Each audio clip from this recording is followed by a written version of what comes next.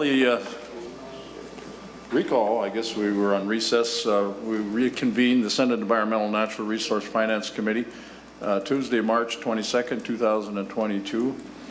Of course, you know this is a hybrid meeting, and it's run off of the hour-and-a-half meeting we had this afternoon. Members, we've got several bills here to do tonight. I don't think they're going to be real time consuming, but thank you all for coming. And this, I guess if we'd have went home, there'd been nothing else to do other than sit under the roof. Kind of a refreshing rain out there, so very good. Senator Ruud, you're up first. Shooting sports facility, Senate File 4098.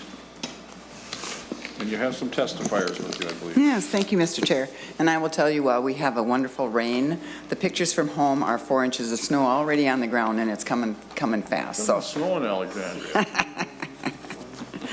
So, and I want to thank Mr. Chair for allowing me to go first tonight. I will tell you that the Pequot Lakes boys basketball team have made it to the state tournament for the first time in since 2006 or 7, and so I have a grandson who's a senior, and so I'm very excited to go see him play tonight. So thank you for accommodating my schedule. Good. He's 6'4" and he's the post. So anyway, Mr. Chair and committee members, this is Senate File 4098, the shooting sports facility. We have done this a few times, and the money goes really quickly to the grants and to the kids and to the shooting sports. So I know you.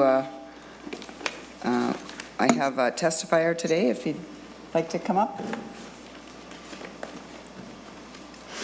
I have Mr. Nelson from the USA Clay Target League. Welcome. Mr. Nelson, welcome to the committee. Please identify yourself and go ahead with your testimony. My name is John Nelson. I'm the president of the USA Clay Target League.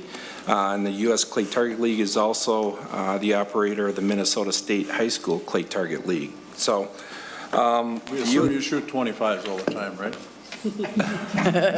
Out of 100, yes. So the USA Clay Target League is a nonprofit organization. I'm sorry, there's something. I don't think it's me, is it? It was me. Sorry. That's all right. The USA Clay Target League is a nonprofit organization and the independent provider of clay target shooting sports for secondary and post-secondary schools. And so the Clay Target League is one of the fastest growing sports in America. This season, in fact, in the spring season that we just ended registration yesterday, we have more than 31,000 student athletes registered throughout the country. That represents 1,500 teams. That's coached by more than 8,000 coaches throughout 34 states. So all these record-setting numbers that the league is experiencing is even occurring during the ammunition shortages that we see historic highs at, and on the tail end of even a pandemic. And so with the Minnesota State High School Clay Target League this year is we're going to host 12,000 student athletes this spring, over 400 school-sponsored teams with 4,000 coaches that are doing 4 clay target sports. In addition to that is we will host in Senator Ingebrigtsen's district as far as 8,000 student athletes that will attend Alexandria at the championship. In addition to what's happening within the league is we also host the state's largest skeet tournament, which is a shooting activity that's within our league that we host in Minneapolis Gun Club. And in addition to the high school league is we also host college leagues. That also includes the Minnesota College Athletic Conference, which is one region of the NJCAA, which is the National Junior College Athletic Association. In addition to even that is we are also represented by the Minnesota State High School League, which they sponsor a state tournament, and they are the only state high school athletic association in the country to recognize a trap shooting tournament. So Clay Target in a whole, in our own state here, is a top 10 participating activity for the Minnesota State High School League out of 45 activities. And it's hard to believe, but even in the state of hockey, is Clay Target is larger than boys and girls high school hockey combined. So it's important that Minnesota recognizes this and continues to support the fastest growing sport that's occurring in America. And so Minnesota on its own and throughout the league has the largest youth clay target shooting sport participation in the country. So why is that important? Recreational shooting sports is important in Minnesota. In the past 2 years, there are about 200,000 new firearm owners in Minnesota. The large and the small range grant cost share program that occurred from 2015 to 19 worked very well. Millions of dollars were invested in the shooting ranges to expand primarily for youth and adults. That's evident, and we have data that supports that. So in 2020, the league conducted a survey amongst participating ranges in our league, and 89% of the Minnesota shooting ranges in our league made improvements or expanded to accommodate more youth participation. In addition to that, 74% of those ranges got funding assistance from either state agencies or outside organizations. 82% of Minnesota ranges have seen non-youth participation increases since they hosted a league team. So not only is the youth movement growing, but also the non-youth movement growing, is moving through friends and family.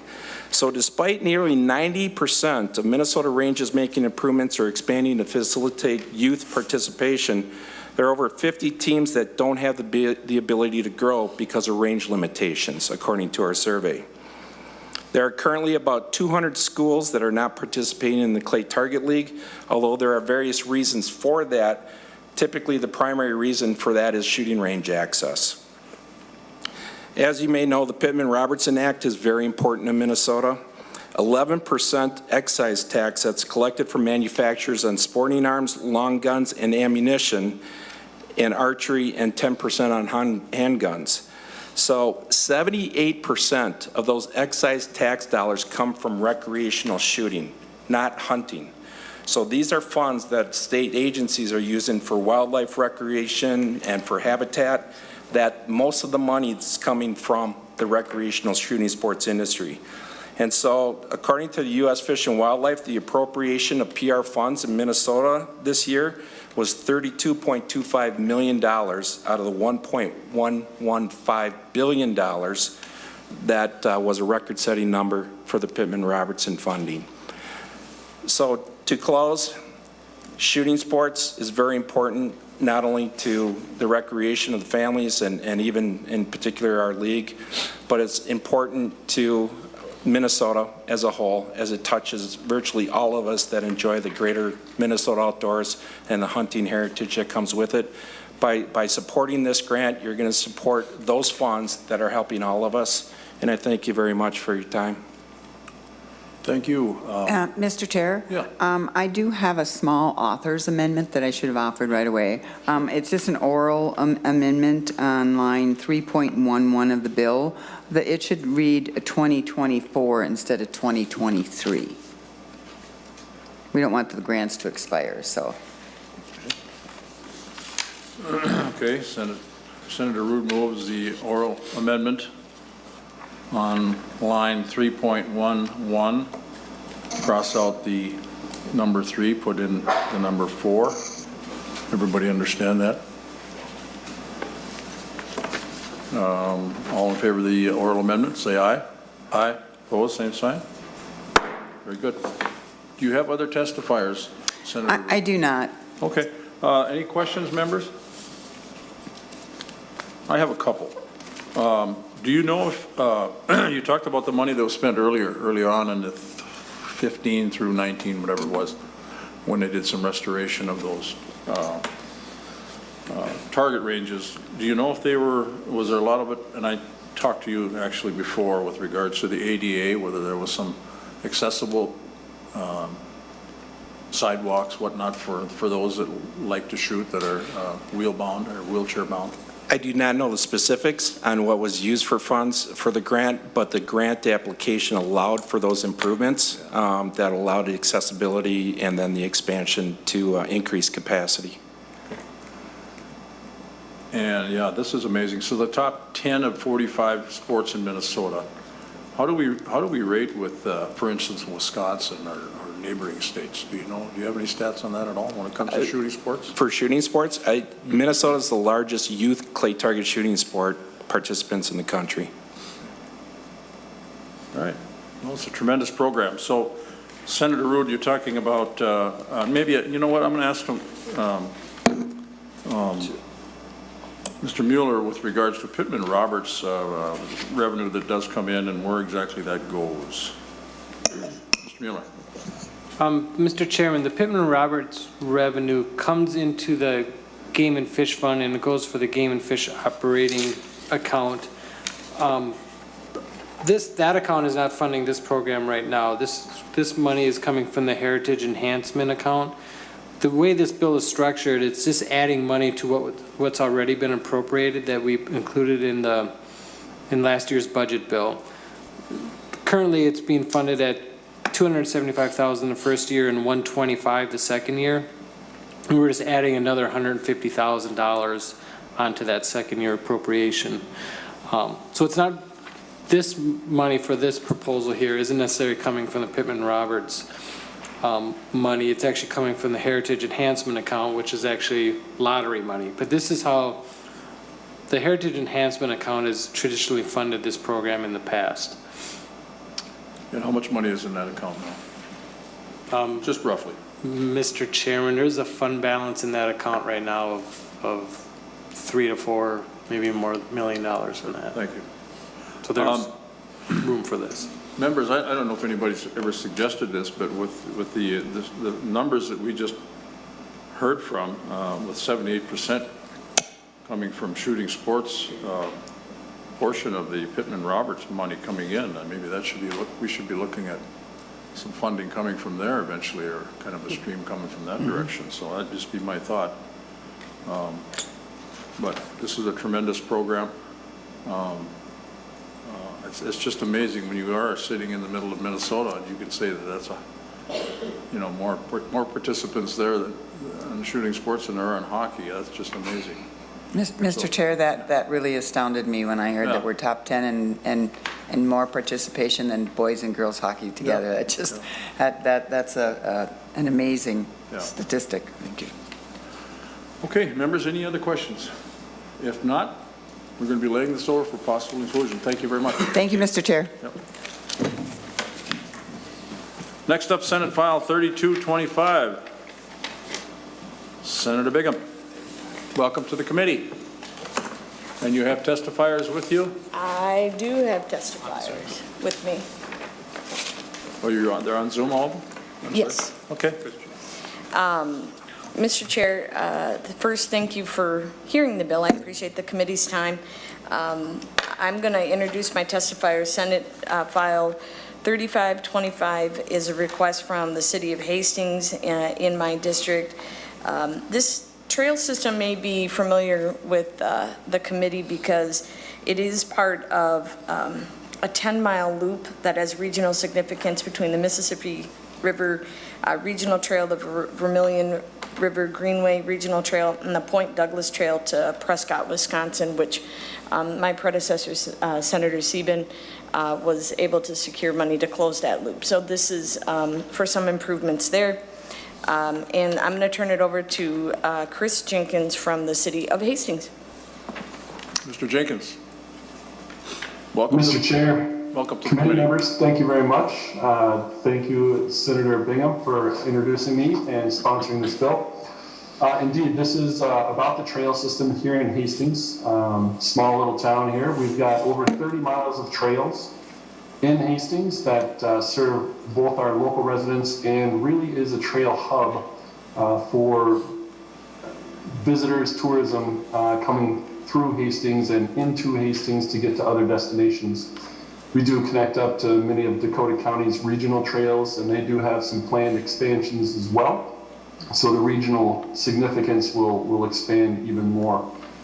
The beginning of our trails started in about 1975, and didn't see any more trail construction until the late 80s and then the early 90s. And in through the early 2000s, there was really a trail construction boom, which put a lot of miles of trail on the ground. And it is time to catch up now with some of those major infrastructure improvements, replacing those trails. Trail standards have changed, so we do have many miles that are 6 feet wide, where new trail standards would be a minimum of 10 feet wide. In most areas, we do have the land and the easements to make all of that happen. But what we're really talking about here is about 2.45 million is the ask of this committee to be able to complete significant amount of reconstruction, be it mill and overlay, be it reclamation, or be it a full depth reconstruct, as well as some patching. It does include, and part of the City of Hastings ADA compliance plan at every intersection. We do install current ADA compliant pedestrian ramps with the truncated domes and make sure all of those grades are appropriate. So yeah, it is a well-loved trail system. It is one of those things that makes Hastings a really great place to live, work, and play. And we're very proud of them. We are just in need of being able to make some improvements so those trails are here for years and years to come. And with that, Mr. Chair, I can certainly stand for any questions. Thank you very much. Senator Bigham, do you have other testifiers? No, Mr. Chair. Okay. Thank you very much. Question I have, and then I'll open it up. Mr. Jenkins, the Dakota County, I believe, is in the purview of the Met Council. Is that correct? When it comes Yes, to funding? Mr. Chair. Yep. Have you inquired there about any funding from the specifically from the 40% that the legacy gets? For that type of funding? Mr. Chair, I will defer to Mr. Jenkins on who they've spoken to on the bill. I will say that other parts of this loop did have both Washington County and Dakota County money at one point. So, but Mr. Jenkins, if you wouldn't mind answering the chairman's question. Mr. Jenkins, thank you. Yes, I will do my best. Mr. Chair and committee members, we do often partner with Dakota County on trail projects.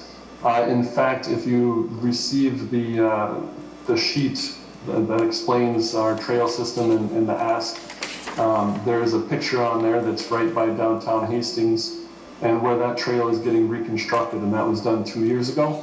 That was in partnership with Dakota County because that is a regional trail.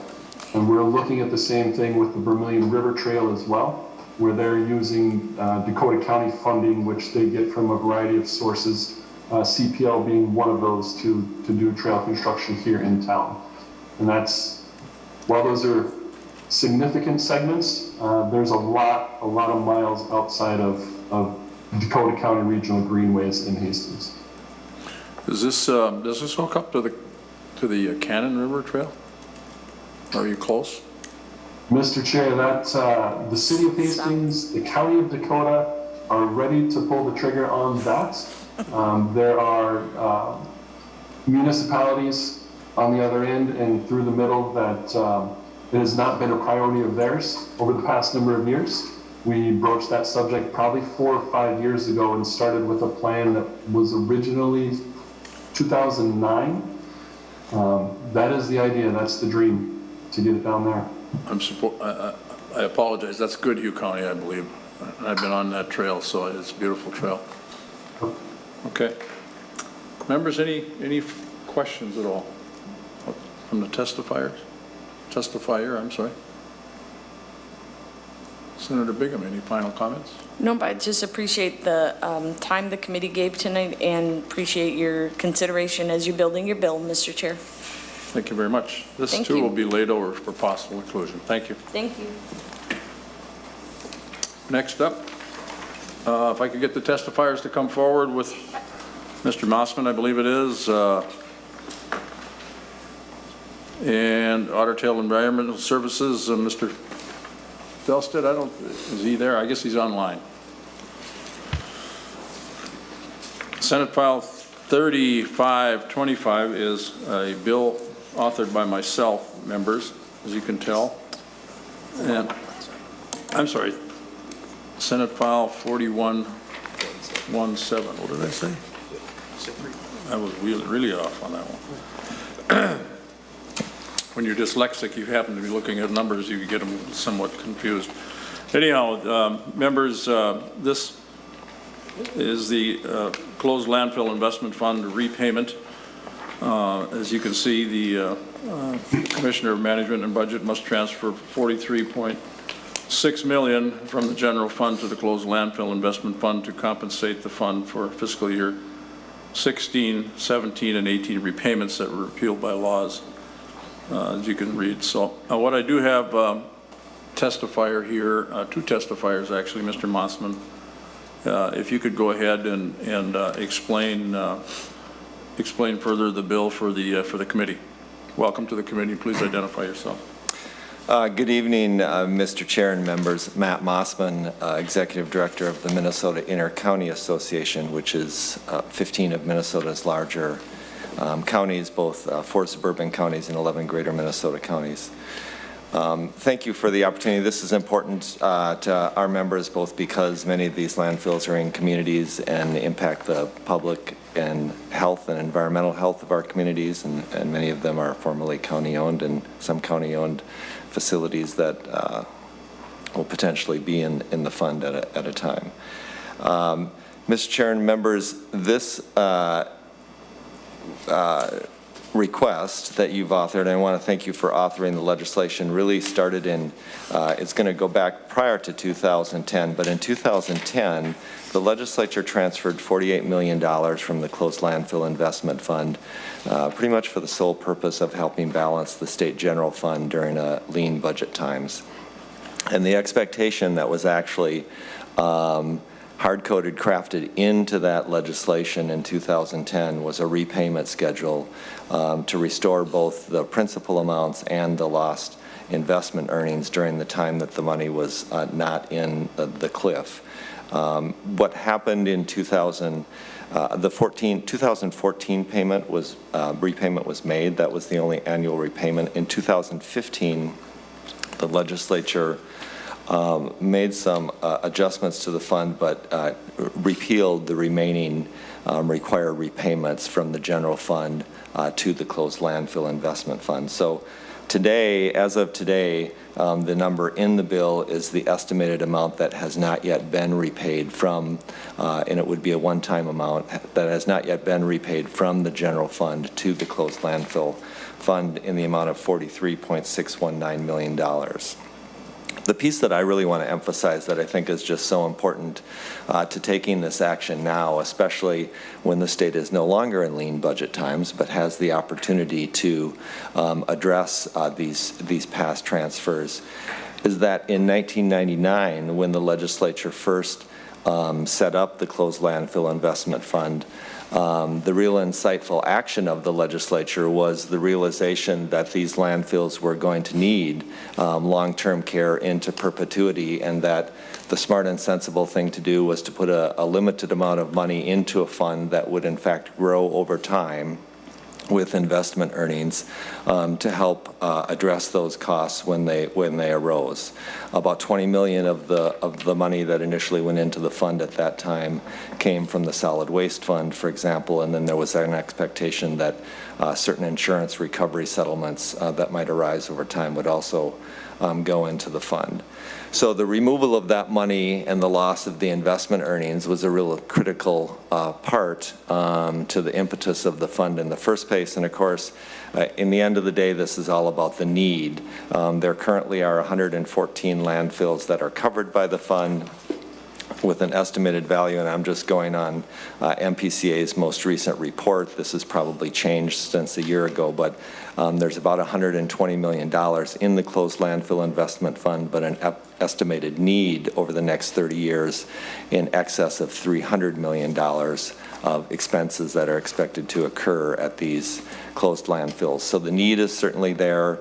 The resources are there with the projected state budget surplus, and so we certainly encourage this committee and the legislature to support this one-time repayment to the fund of $43.6 million. Okay. And we also have with us online is Otter Tail County Environmental Services, Zach Felstead. Thank you, Mr. Chair and committee members. I am Zach Fiesta, the Assistant Director of Environmental Services in Otter Tail County and past President of the Solid Waste Administrators Association. My testimony is on behalf of the Association of Minnesota Counties, a membership-based organization representing all 87 counties, the Minnesota Solid Waste Administrators Association, which is an AMC affiliate representing the interests of county and waste districts, professional staff, and the Partnership on Waste and Energy. We appreciate the opportunity to offer our support of Senate File 4117 to repay funds that were previously transferred from the Closed Landfill Investment Fund, also referred to as CLIF. As Senator Ingebrigtsen said, Senate File 4117 repays the CLIF funds that were used to balance the state budget in 2010. With significant one-time surplus dollars, now is the time to restore this funding, which will be used to finance long-term environmental costs. As Mr. Massman said, there are 114 closed landfills across the state that are part of the closed landfill program. CLIF was originally established to provide long-term care for closed landfills to prevent human exposure to landfill waste, contaminated ground and surface water, harmful vapors, combustible methane gas, and greenhouse gas. The fund was credited with over $20 million from the Solid Waste Fund and insurance recovery settlements, but use of the fund was prohibited for 20 years to allow the modest original investments to grow to better meet future demand for landfill care expenses. These were solid waste funds being set aside to address solid waste issues.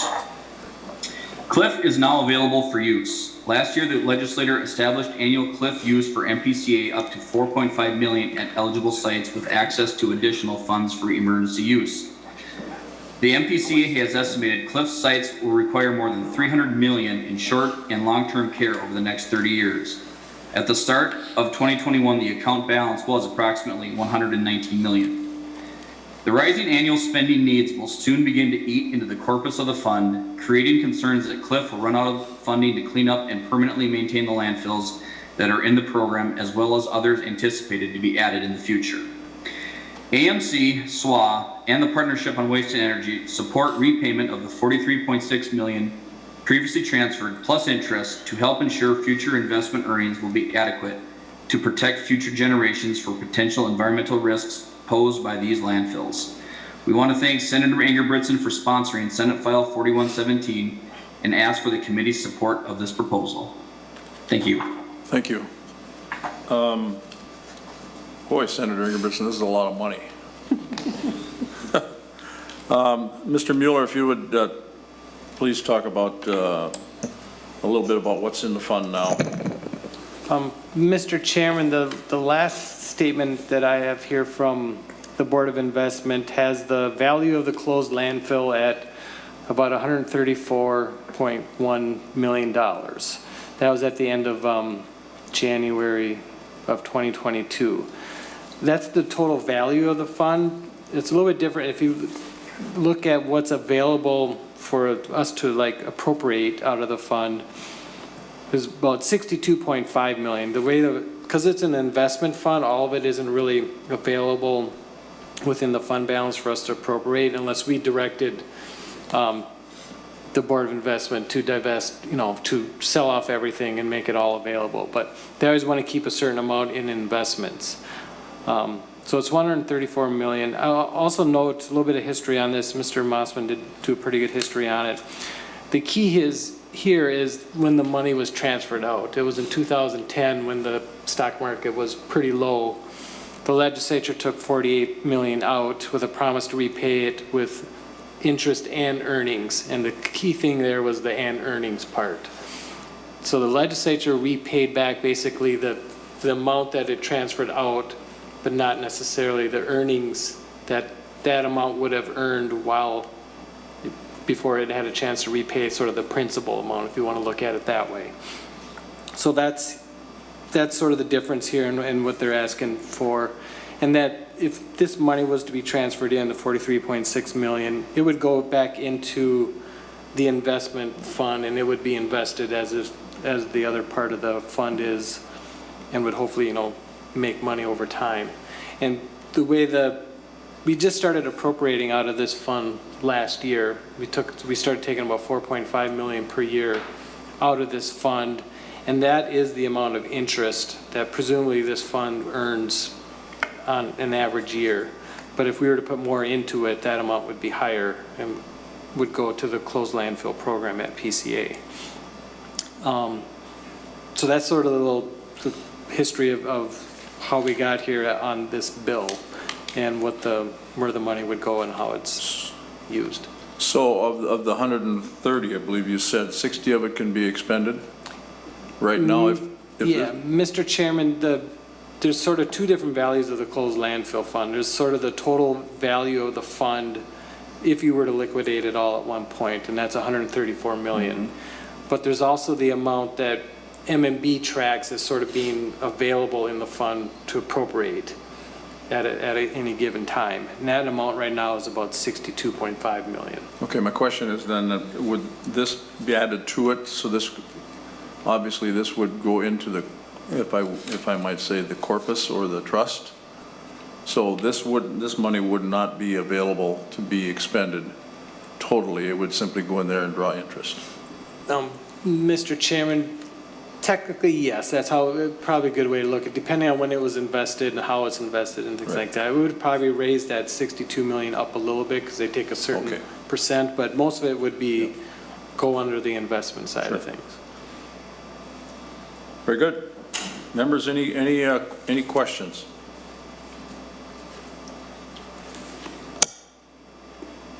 Very good. Thank you. We'll be holding this over for possible inclusion as well. So thank you to the testifiers. And next we'll move on to the final bill, Senate File 4139, Senator Eichorn. Forest inventory appropriation.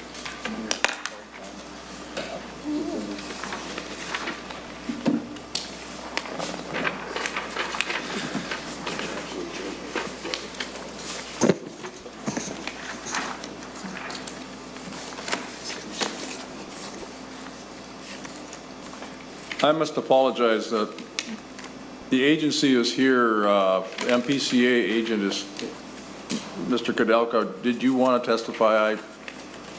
Okay, I'm sorry.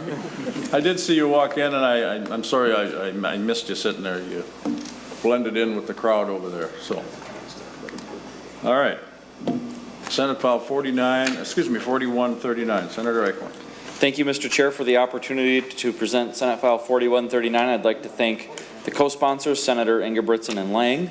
It's a pretty simple bill that would appropriate $1 million in fiscal year 2023 from the general fund to the Commissioner of Natural Resources for an enhanced forestry inventory on state, county, and private lands. And it's a one-time appropriation available until June 30, 2025. And I do have a testifier today. There's also a couple letters of support in the packets. Okay. Welcome to the committee. Please identify yourself and go ahead. Thank you, Mr. Chair and committee members. My name is Rick Horton. I'm the Executive Vice President of Minnesota Forest Industries, trade organization representing the primary wood-consuming mills in the state. Forest inventory is at the very heart of the art and science of forestry. It's imperative that managers have an accurate accounting of the current forest conditions in order to sustainably manage the resource. With that knowledge, they know what is currently on the land. But more importantly, with accurate data on the growth rates of the forest, they can project forward and tell us what's going to be available in the future. This is critically important information for the industry as forest products industry makes investments based on what is going to be available in the future to provide for that mill. LIDAR is an excellent tool to increase the accuracy of forest inventory at a lower cost per acre than traditional forest inventories. Additionally, it gathers data in the same manner across all ownerships, which is important for cross-boundary coordination of forest management. And lastly, for the first time, we have accurate data for the 49% of timberland that's in private ownership. Up until then, we didn't have a real good handle on what was on private lands. And as we have seen in the analysis for the proposed Huber facility in Cohasset, private lands are going to be critically important for fiber supplies in the future. The state of Minnesota has committed substantial funds and manpower to acquiring the LIDAR data. This is the collection process where they actually fly over the forest and use lasers to collect this information. But within 18 months of collecting that information, somebody has to go out and visit the randomly placed plots on the ground and analyze what is there to tell the computer programs what they're seeing. This is occurring on state lands and federal lands. They're using their own manpower to collect that information. But the counties historically have some of the lowest manpower per square mile of forest that they manage. They don't have all the resources they need to do the plots on the county lands. And we don't have a good system in place to collect the plots on private lands. So the majority of this money will be used for county and private lands plots. So $200,000 of it would go to collect data on 300 plots on 15 different counties. $600,000 will be used to hire consulting foresters to go out and collect the data on 750 plots on private lands. And there'll be some educational materials, as you can imagine, as a consulting forester wants to go on private landowner land, he's going to have to make a relationship with that person and get permission. So we'll have some educational materials for him. And then $200,000 would be used to develop a web-based data portal so that those consulting foresters can go back and upload the information, and it will all be integrated into the system. So with that, I urge you to include this in your bill as you develop your bill and provide the necessary funding for us to know accurately what's going on our forests now and into the future. Thank you. We have other testifiers online, apparently. Mr. Byrne? Byrne, you, Commissioner? Good evening, Mr. Chair. Greg Berneau from Carleton County Land Department. For the record, I am the Land Commissioner for Carleton County. I'm here to testify on behalf of Senate File 4139. First off, I want you to know that my name is not Jan Berneau as it appears on the screen here. That is my wife. This computer is under her name, so I'm kind of pillaging right at the moment. Anyways, I don't have much more to add to what Mr. Horton had to testify on behalf of this bill, other than just emphasize the county aspect of it. Under Minnesota Statute 282, we start our year's budget at $0 and we end the year at $0 through the apportionment process. So it's kind of hard to budget monies for inventory.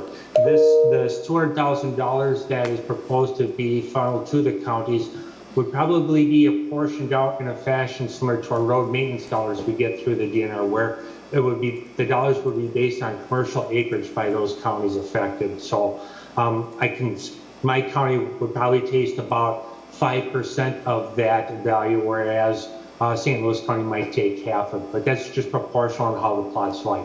Currently, there are about 20 plots that lie on Carleton County tax forfeited lands, and the intensity of those plots to measure their intent. So it'll take one day, if not more, to do just one plot based on the cover types. But we look forward to the support of Senate File 4139. I urge you to pass it, and I'll stand down for questions. Thank you for your testimony, and we'll continue on with Nathan, Land Commissioner from Lake County. Nathan Ide.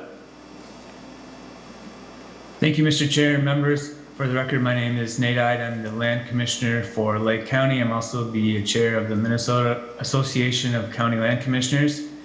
I'm here in support of Senate File 4139.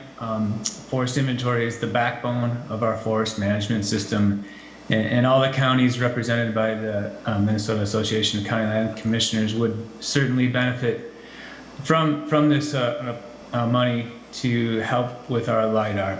I'll just give you a personal story real quick here. In 2005, I was hired as the inventory forester for Lake County. I had my work cut out for me, but I made strides towards getting it up to date. It did take a full-time person to get that going, and however, in a series of events, including retirements, staff turnovers, market downturns, a recession, and a pandemic, the forest inventory forester position no longer exists, and we have one fewer forester. So like Mr. Berneau was saying, county budgets are tight, and doing this inventory is important, and the money isn't always there to help that happen. So thank you for your support, and I too will stand for questions. Thank you, and I believe that's it for testifiers. I do see Forrest here. You don't want to talk about Forrest tonight? It's kind of a side joke. He used to come up and testify all the time about forest, working for the DNR. It was kind of an interesting name for sure. Question I have is, this is a enhanced inventory, so there isn't an inventory now, or maybe somebody had mentioned that there was a lot of information that came at one time there. Is there any kind of an inventory now? Mr. Chair, there is inventory now. The way it's done is CSE inventory, so every year foresters are given certain tracts to go out and investigate, take data on. It's not super good. It can be outdated at times. Times it's hard to get out and do all the inventory that's necessary, but we found that during the sustainable STHA, the Sustainable Timber Harvest Analysis that was conducted 4 years ago, we found that there were inadequacies in that data.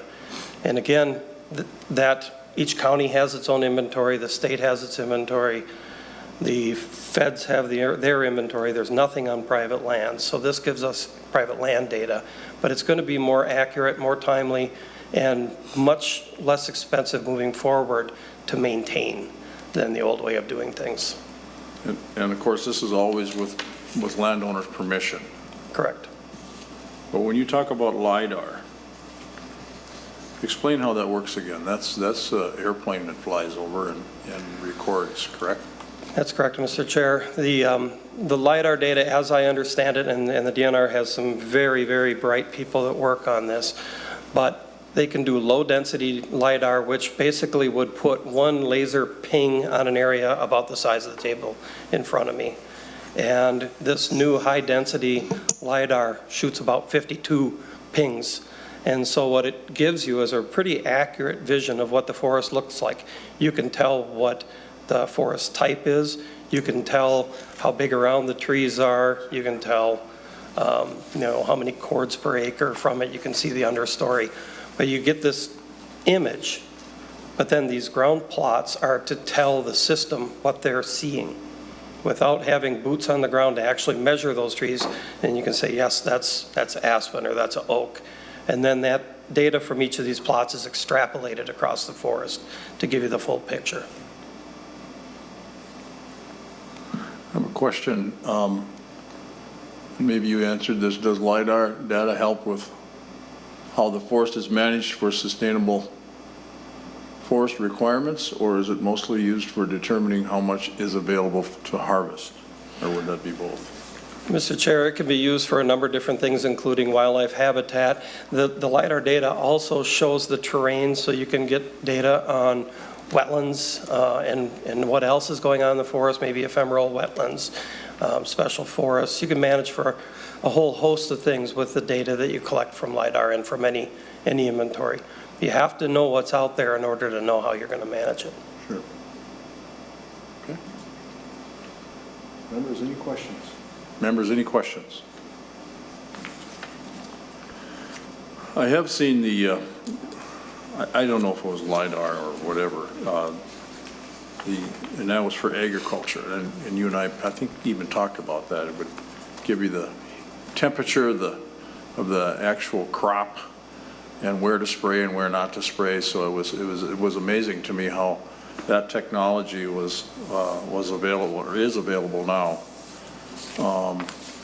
and to be utilized for fertilizer application even. So and not to just go out and fertilize the whole field and waste those resources, but also protecting the environment doing that, and not putting so much into the environment that you don't have to. So we've come a long ways, that's for sure. This seems like a pretty good idea.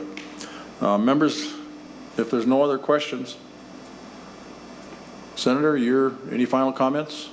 No final comments, Mr. Chair. We've got a lot of time yet, tonight, so. Hearing no further comments, we'll lay it over for possible inclusion. Thank you. Thank you all. And members, that concludes our meeting for tonight. Thank you for indulging and sticking around. We stand adjourned.